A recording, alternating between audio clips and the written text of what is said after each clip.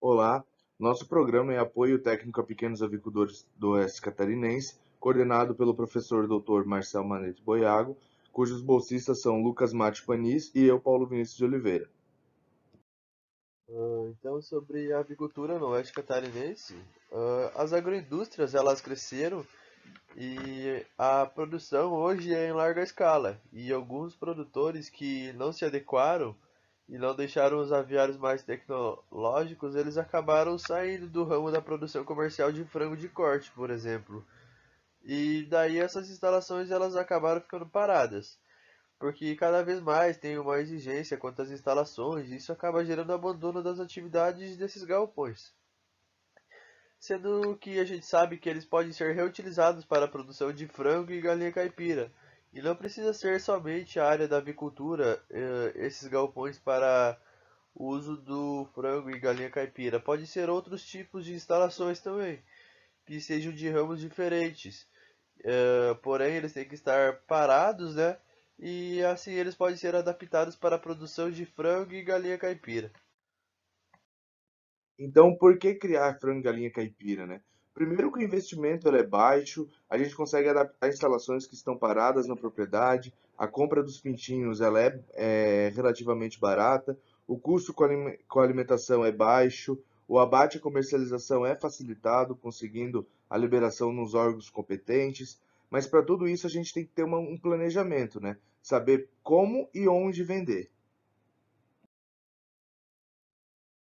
Agora, quanto ao produto oriundo da criação de frango e de galinha caipira, ela é diferenciada, né? Como a gente sabe, por conta da carne do frango, por exemplo, ela ser uma carne mais escura, ela ter esse aspecto mais amarelado, por ela ser uma carne mais firme do que se comparada ao do frango comercial.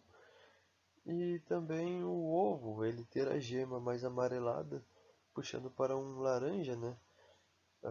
Também a casca dele é diferenciada. Isso acaba ajudando a atrair os consumidores no geral, né?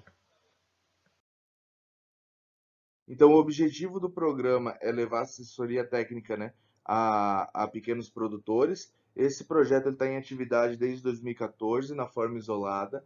Ele aconteceu quando a gente chegou numa propriedade e um produtor estava fornecendo ração de bovinos por falta de assistência técnica. E ali surgiu o programa. Então, o nosso programa ele conta com três ações, que a primeira ação é assessoria aos pequenos avicultores do Oeste Catarinense quanto às instalações e manejo das aves. A segunda ação, a gente mostra para eles as boas práticas de produção de ração nas pequenas propriedades rurais. E na terceira ação, a gente orienta sobre as legislações que envolvem toda a comercialização da carne e também dos ovos, né? Então, a primeira parte do programa, a primeira ação, é quanto às instalações, a gente passar para eles qual é a posição que eles devem construir essas instalações, ou se são instalações que vão ser subutilizadas, o que, que deve ser feito, o que, que deve ser melhorado nelas, o manejo das aves, né? E o planejamento, como e onde eles vão vender esses ovos a partir da certificação e tudo mais. Então aqui a gente tem algumas cidades que foram atendidas até o momento, sendo que recentemente a gente visitou uma propriedade aqui em Chapecó mesmo e outra propriedade em Ceará. E a gente vai comentar logo a mais sobre essas duas propriedades. Então, a ação 2, né? Então, nosso objetivo seria instruir os produtores a produzirem sua própria ração na propriedade e isso de forma eficiente e econômica, né? Então, lá no departamento de zootecnia, na UDESC Oeste, a gente tem uma fábrica-escola, que a gente disponibiliza para que os produtores possam ir até lá e verificar como que a gente faz as ações. Sendo que também a gente faz visitas às propriedades e nessas propriedades a gente faz palestras, explica e auxilia no quanto à aprendizagem dos mesmos, envolvendo rações e outras coisas envolventes da área, né?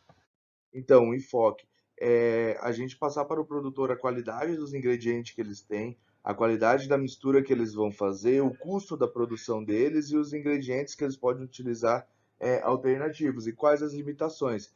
O quanto pode usar, como deve ser usado e a hora de usar esse ingrediente.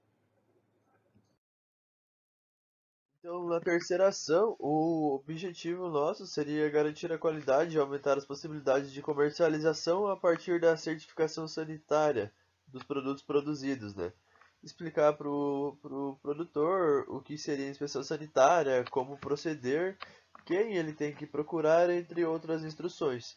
Sabendo que com a inspeção sanitária, né, ele consegue muito mais vender a venda, né? A nível municipal e futuramente a nível estadual, né? Essas foram as visitas técnicas de 2021. A gente conseguiu ir atender o produtor Valmir e a Sonilda. A Sonilda, da foto de cima, ela está ingressando agora na atividade e o Valmir ele já tem consolidado lá.